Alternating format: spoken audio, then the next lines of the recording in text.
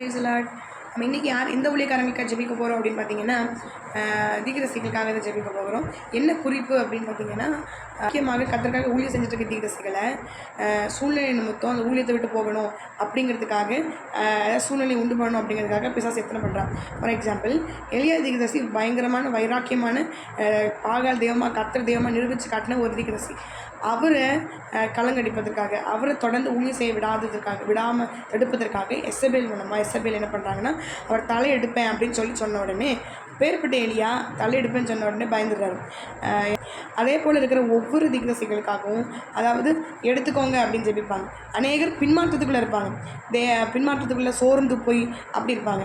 அதனால் சோர்ந்து போய் பின்மாற்றத்துக்குள்ளே இருக்கிறவர்களுக்காகவும், என்னை எடுத்துக்கோங்க அப்படின்னு சொல்கிறவங்களுக்காகவும் நம்ம என்ன பண்ணணும் அப்படின்னா, இன்றைக்கி ஜெபிக்க போகிறோம். அந்த ப்ரேயர் பண்ணுறது வீடியோ நான் உங்களுக்கு டிஸ்கிரிப்ஷனில் கொடுத்துருக்குறேன். நீங்கள் எங்களோட சேர்ந்து ஜம் பண்ணி ஆசத்தை வச்சுக்கணும். Thank you so much. பாய்.